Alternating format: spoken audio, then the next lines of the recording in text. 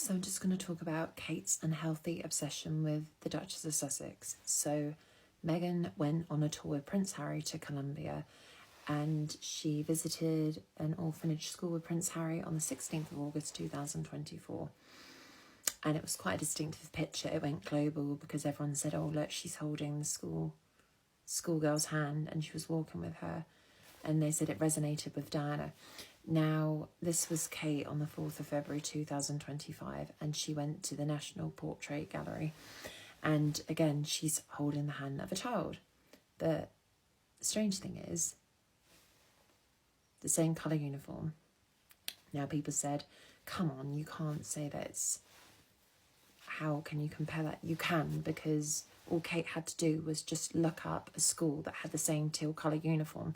Of all the schools she could have chosen, she could have picked a red school uniform one, a blue one, but why? Why did she have to deliberately go and choose the teal school uniform? Why? Because she wanted to recreate this photo. I mean, it's literally identical. Forget the outfits, okay? Just scrub the outfits out and forget that. But look, it's the way they're walking and the way they're holding hands with the child. And you could tell Kate's was orchestrated because she's laughing like, oh yes, I know what I'm doing. I'm recreating Meghan's photo from Colombia. And someone said, you're right, why the hell would you copy the same colour uniform?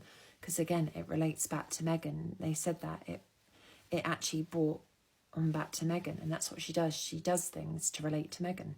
It made her relevant. Oh yes, Kate Middleton recreates Meghan's iconic walk with the schoolgirl in Colombia, and it worked. But someone said she can only get a conversation if she does something that involves Meghan, and this is why she's doing it. 1, to get the conversation, and 2, to annoy Meghan as well.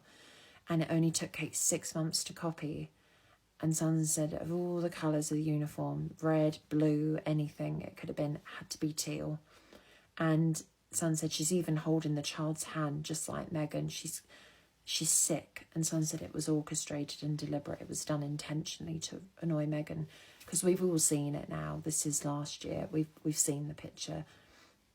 And I said to someone that there's something seriously wrong with Kate Middleton, and it has nothing to do with cancer. Her issue and her health problem is Meghan. She's mentally ill. She knows she can never be put back in the limelight till Meghan's off the scene, because Harry and Meghan have moved away now. They've been gone 5.5 years, and they're still in the media. They're still in the stories, and this woman can't stomach it. And this is why last year we had this deliberate attempt to try and rattle Meghan and annoy her. And again, someone else said, out of everything, why would you do that? If you supposedly recovered from cancer, why would you go back to playing the mind games that you were doing before Harry and Meghan left, when they left? Why would you focus on doing this, Kate, than trying to make sure that your cancer doesn't reoccur? But all Kate could worry about was bullying and harassing Meghan, and this is a form of harassment and bullying. You're literally deliberately recreating a moment that the Duchess of Sussex did, and you're doing it for attention, but also to annoy her. And someone said, why would you be so aggressive like that if you've just got over cancer? Surely you'd be a bit more timid and restrained, and you'd think, I don't care about Meghan. I just want to do focus on my health journey and everything. But she isn't. We're still having these mind games to this very day. And someone said, I think Kate needs to have a conversation with one of her people, and I think they need to tell her to stop obsessive stalking over Meghan, and actually do something meaningful and practical instead of being jealous and envious of Meghan, because she's not there to... This isn't her job. This is in Kate's mind, this is her job. This is her agenda, but it isn't. You're there to make a difference. You're there to change people's lives. You're there to help. But all Kate wants to do is to destroy Meghan and upset her all the time. Why we have these stunts?